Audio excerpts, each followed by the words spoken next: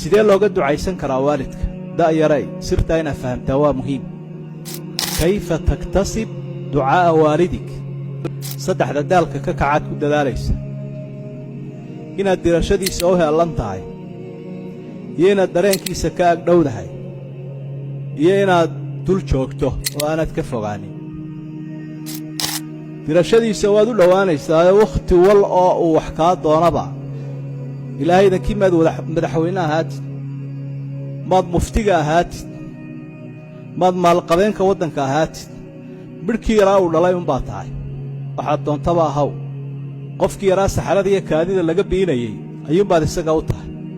hooye aabba markay ku sheegayaan waxay odhanayaan tii yarayd baa halkan joogta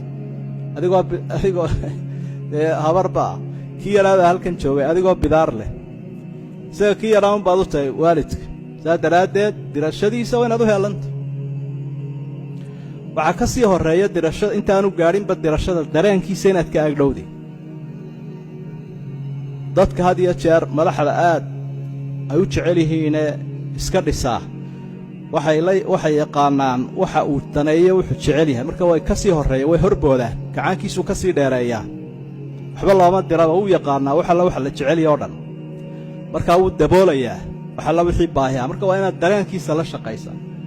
aabba muxuu doonayaa hooye muxuu doonayaa dabeetana waa inuu odhan karaa aabba ama hooye ma qalbigaygaad ku jirta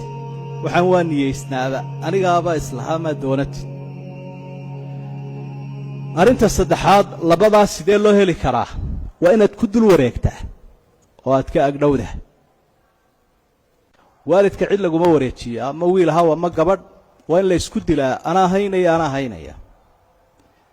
muddo dheer intaan joogay hal qolaan arkay mar isku haysta waalidka oo loogu garqaadaya anaa haynaya inta kale adugu hay bay u badday adaa haleelaya intuu dhimanayo asii hay anigu lacagtaan bixinay adugu hay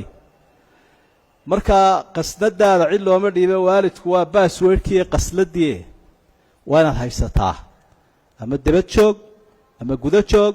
ama miyi joog ama magaalo oo miyuu ka liitaa xaaskan iyo carruurtan aad ku warwareegayso soodigan le jacaylkiibaa halkaa iga joogo islaantii baan u tegaya ciyaalkii baan u soo xiirxiiraya in badan baan ka raagay waxaasaad akhriyaysaa markaad xaaskiiyo ciyaal ka hadlayso waxyaabaha ducada lagu helo da'yaray waxaa ka mid a ixtiraamka waalidka inaad ixtiraamto ixtiraamkana waxaa kowka laba arrimood khidmada waalidku markuu sii weynaado cunnada waxa uga muhiimsan in loo shaqeeyo oo loo adeego oo had iyo jeer kicidda iyo wax soo qaadashada iyo meel tegidda way ku cuslaataa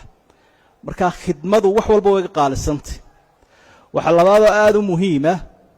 waxaa la yidhaahda la tashiga inaad la tashato haddaad guursanaysa haddaad shaqaynaysa haddaad safraysa haddaad dhaqaaqayso aabba hooye maxay kula tahay waxaasaan doonaya bal ka warran inta ilaahay ka sokaysa isagaa sabab ku ahaa marka wax kibir la yidhaahdo waad iska ilaalinaysa markaad soo gasho madaxaad ka dhunkanaysaa cagahaad ka dhunkanaysa